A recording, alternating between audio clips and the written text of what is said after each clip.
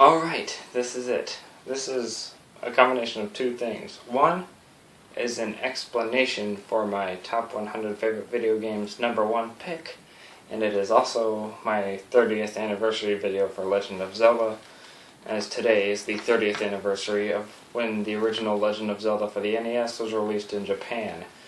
Now, I didn't think about this until about midnight last night, or this morning, last night,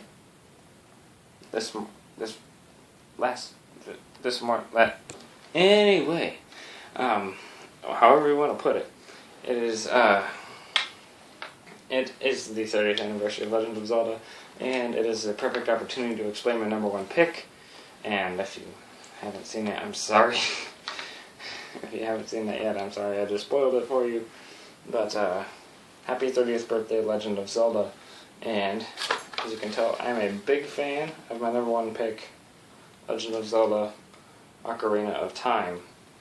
I know that's A Link Between Worlds, but I don't have an Ocarina of Time poster. But I do have the Master Sword from Ocarina of Time, the actual Ocarina of Time, and this shirt with a display of the 3 spiritual stones, or Link, the 3 spiritual stones, and then the medallions around the edges. So yeah, that's cool. Anyway, I am just going to explain briefly why I love Ocarina of Time so much, and Zelda in general. Zelda I like because it is essentially the definition of the action-adventure genre, and it is just, it has the greatest storylines of any series I know, and it's just, you can get so easily attached to Link as a character, even though he never talks, but that's part of the reason you get so attached to him, because you can only imagine he's saying the things that you're saying in that sort of situation. But the reason I like Ocarina of Time so much, I know there are probably a lot of haters out there. Yeah, I know you're there. Especially for Zelda people who are going to be like, no, it's a link to the past. But to be honest, it has nothing to do with the fact of its popularity or anything. Ocarina of Time is just genuinely my favorite. It is just a masterpiece. I know it was the first 3D Zelda game, and I know people are going to say, well, if Twilight Princess is the first one, that would be your favorite. Honestly, not really. Ocarina of Time has my favorite story in all of the Zelda series. I think a lot of people can agree it has an outstanding story. It causes the 3-way split in the timeline of the Zelda series, and man, it is a very plot-heavy game without being plot-annoying. Like games where plot is it's so abundant in the game that it's constantly getting in your way. It is not like that, but it is still an outstanding plot that you will not forget is happening. And it also has a lot to do with music, which isn't something that is common in the other ones, and I am a big music person, and that's another reason I like it. I know A Link to the Past does have the most dungeons in the Zelda series, which I can see would probably be a reason why people would like it, because it is the longest in the series, but I still gotta give it to Ocarina of Time, because it is just so outstanding. It's hard to describe. I just got the ultimate feeling of adventure. It has phenomenal soundtracks. It has a phenomenal soundtrack, and sometimes I just go out and play the songs on the Ocarina, just so I can. And I have played, just so people know, I have played the N64 version. I have played it on the Wii U Virtual Console, and I have the 3DS remaster as well. I'm still praying for an HD remaster at some point, but I'm not sure that's going to happen anytime soon. But I can still pray. And it was when Ocarina of Time came out that Link actually became as famous as he was, because you got to see him in 3D design. He didn't have pink hair. Still don't know why that was a thing. Not gonna question it though. He was just, you could see him in full standing around 3D as opposed to from the top down. And you could sort of see that in Zelda 2, but not a whole lot of people like that game as much. I don't hate Zelda 2, but Zelda 2 I don't think is as good as the rest of them. Now, as you can see, I own quite a good amount of merchandise from the Zelda franchise. So not a lot of people really knew.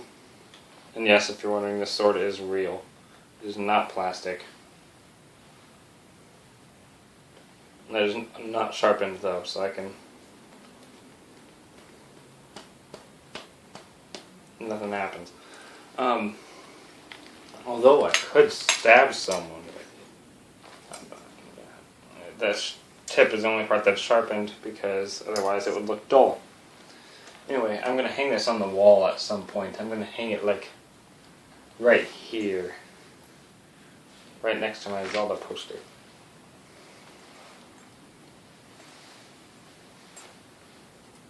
There you go, Link. Hold the real one. My sword's bigger than yours anyway. But, I like as I said, I like the story. I really like the characters. Like, Saria is an awesome character. Now, when we're going to talk about characters, Navi has to be brought up. I know Navi can get annoying, but I see why Navi's there, and I understand it, and I kind of enjoy it for that. So if you went away for a long time, if you went like a couple months without playing and you don't remember where you were at in the game, you come back, you wander around aimlessly just trying to figure out where you're supposed to go. And then Navi shows up and is like, hey, listen. Or sorry, hey, listen. Something like that. And you listen to her and she tells you, and you're just like, oh yeah, that's what I'm supposed to do. So that part, for that reason, I'm glad Navi's there. And Navi is also part of the story, at least because Link is commonly referred to as the boy without a fairy. And also, Link is left-handed. I'm not sure. Come to think of it, it appears this Link is left-handed, but I don't think all of them are. I never really thought about that until now, looking at this poster. I just know the one in Ocarina of Time is left-handed. That's the Zelda thing in general. He's left-handed, just like me. I am left-handed. And so yeah, Southpaw's Rock. And some people also consider, at least a lot of people I know, like Majora's Mask the most. And it was really close. Let me tell you, those top three are like all within, well, you can't really measure that, but they're so close, you have no idea. The top three on the list, which I'm just going to say there's nothing but spoilers for this when it comes to that top 10 video. Majora's Mask was at number 3, and it's just because it has fewer dungeons than Ocarina of Time. It's just kind of shorter, although I do love Skull Kid. Skull Kid is amazing. He's like one of my favorite villains, if you could consider him a villain, of all time. And just the whole time aspect was really cool, but the story in itself wasn't as expansive as the one in Ocarina of Time. It's mainly the story and the world in Ocarina of Time that make me love it so much. And also, if they make a Zelda movie or TV series, they can branch it off from Ocarina of Time on into other ones. The only other one I could see them making a movie off of, or a TV series off of, would be Skyward Sword, since it is the start of the entire thing, and they could just make a continual series. But just a thing, if they make the Legend of Zelda movie, I think we can all agree it should be Ocarina of Time based, because it is the most famous story of all of them in the series. I can at least agree it's the most famous, right? That the whole Zelda has been kidnapped by Ganondorf, supposedly, and at least that's what we're led to believe anyway. And you have to collect the pieces of, first you have to collect the spiritual stones. You have to get the Master Sword, and you have the Ocarina. And I just know that general story. I mean, the typical storyline is from the original one where Princess Zelda is captured and you have to go save her. That's not that plot heavy. That'd be a really boring movie, really short, or just a really bad one.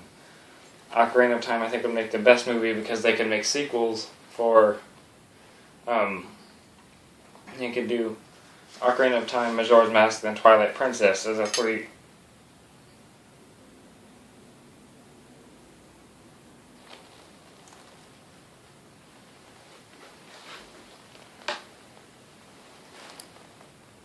as a 3-movie series, and it would be really cool because... But also, just to say, they would have to do it perfectly, because Link cannot be played by just like Zac Efron or something.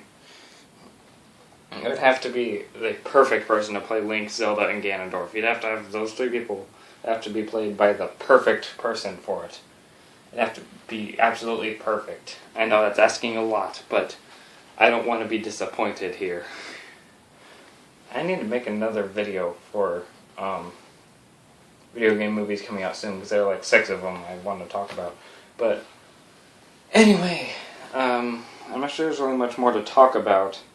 Other than, yeah, I also love the time travel aspect of Ocarina of Time. I know that this is not the only time there's time travel in the Zelda series, but it's definitely my favorite use of it. And it's just a beautiful game as well. Anyway, that's going to be all for this one, I think. That's all I know for this instrument. Right here. The Ocarina of Time. Except this one's a 12-hole. I believe the one they use in the game is a, like, 7-hole. Or 9-hole, something like that. Got my awesome shirt. And my nifty Link Between Worlds poster. And... of course, the Master Sword itself. I don't know if you can see it, but right there, now you can see it. There's the Triforce engraved in it. Yes, it is actually engraved, not just printed. I can't really prove that to you, but it's a thing. And I also have the sheath for the sword.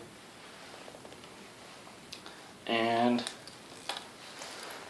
with that being said, guys, thank you so much for watching. That being said, please remember that my name is Jesse, and I'd really appreciate it if you consider liking, commenting, subscribing, and wishing Link, Zelda, and I guess Ganondorf, and especially Tingle, by the way, a happy 30th anniversary birthday thing.